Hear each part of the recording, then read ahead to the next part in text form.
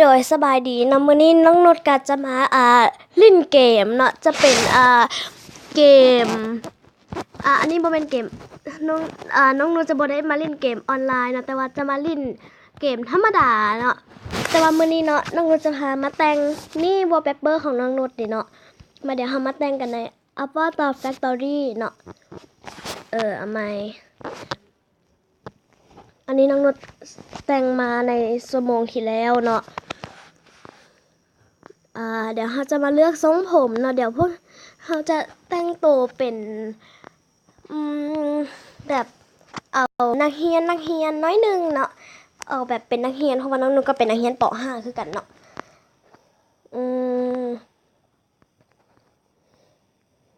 เอาผมแบบใดดีเนาะ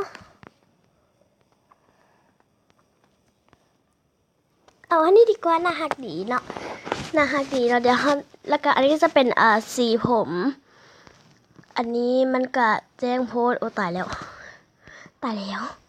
โอเคอันนี้ก็น่าจะได้แล้วเนาะ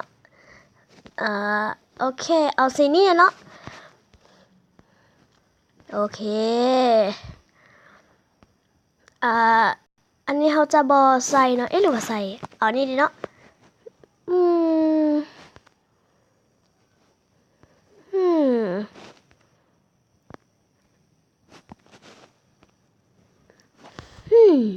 เอาอันนี้แหละเนาะส่วนโครงหน้าเนาะ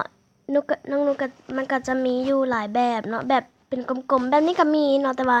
มันอาจจะบ่เข้าปานใดเนาะเอาแบบนี้เนาะแล้วก็สีผิวเนาะอันนี้เขาจะบอกว่าบ่เอาสีผิวฉันน้องนุกก็จะเอาตัวนี้ออกสีคล้ายๆน้อยนึงเนาะแล้วก็เงาอยู่คอหรือว่า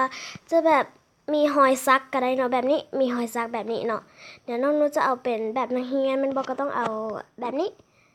แบบที่2เนาะเกมอันนี้เนาะไผจะโหลดมาเล่นก็ได้เนาะเพราะว่าเป็นเกมที่บ่ได้ใช้เน็ตเลยถ้าเกมอย่างที่ใช้เน็ตเนาะเดี๋ยวน้องนุชเนี่ยจะมาลิ้นให้เบิ่งคราวหน้าหลังจากสิ่งจบสั้นแล้วเนาะเพราะว่าน้องนุชก็ใกล้จะสิ่งจบสั้นแล้วเนาะแต่ว่าที่ว่าน้องนุชมาอัดคลิปก่อนก็ย้อนว่าอยากมีคลิปก่อนที่ว่าแบตมันจะหมดแล้วก็ก่อนที่จะแบบบ่มีโอกาสนะเนาะก็น่าจะเข้าใจได้เพราะว่าน้องนกก็มีหมู่คนหนึ่งชื่อว่านางนกแล้วก็มี YouTube คือกันชื่อว่านกวงศิริเสิร์ชหาได้เนาะส่วนตาเนาะน้องนุชจะเอาเป็นเอาแบบ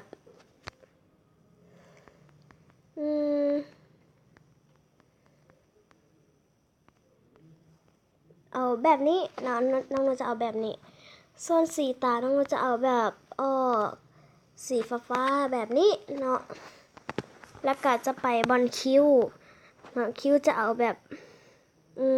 แบบธรรมดาเนาะเอาแบบนี้เนาะส่วนปากอันนี้คล้ายๆปากแมวเนาะน่าจะเอาแบบเป็นเยิ้มๆแจ่มใสเนาะโอเค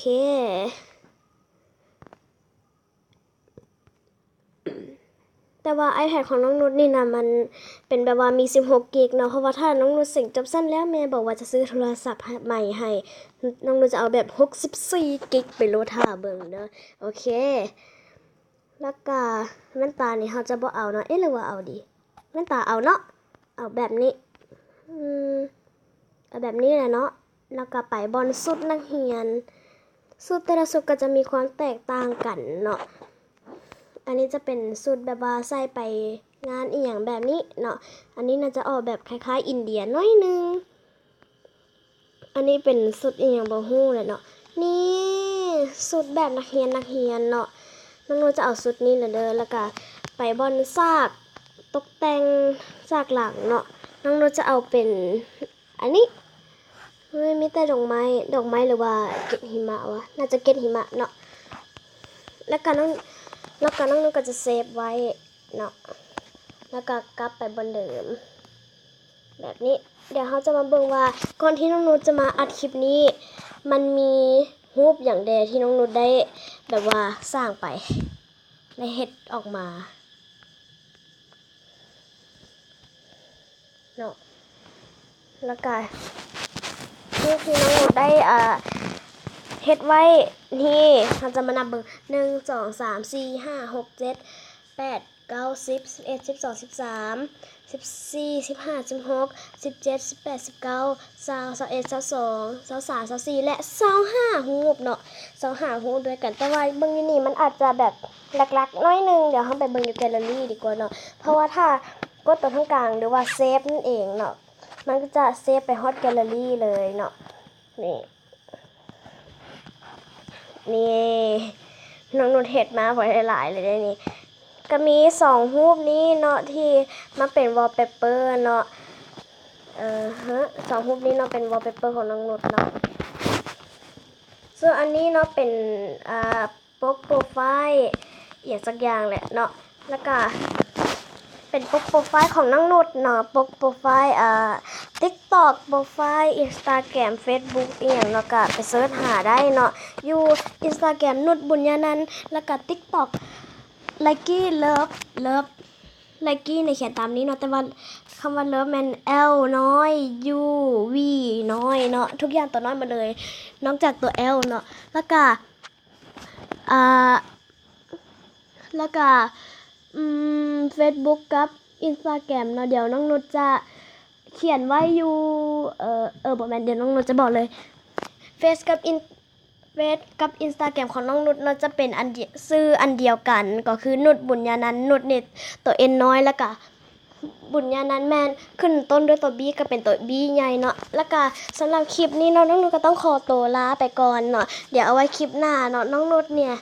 จะมาสร้างสรรค์สิ่งต่างๆเนาะเพราะว่าแล้วก็นี่ใน TikTok ใน YouTube จะเห็นคลิปนี้ของน้องนุช I was busy thinking about boys. I was busy dreaming about boys. Head is spinning, think. โอเคคลิปนี้น้องนุชก็ถ่ายลง TikTok ไปเนาะแล้วก็สำหรับคลิปนี้น้องนุชก็ต้องขอตัวลาไปก่อนเนาะแล้วเอาไว้คลิปหน้าน้องนุชจะมาสร้างสรรค์รูปภาพต่างๆที่สวยงามให้เนาะหรือว่าจะเป็นเกมอื่นเกมออนไลน์ก็ได้ก็คือเกมฟรีไฟเนาะเดี๋ยวน้องนุชนะจะเอาเกม ROV หรือว่าเกม Mobile Legends มาให้นำเนาะสำหรับคลิปนี้น้องนุชขอตัวก่อนเด้อบ๊ายบาย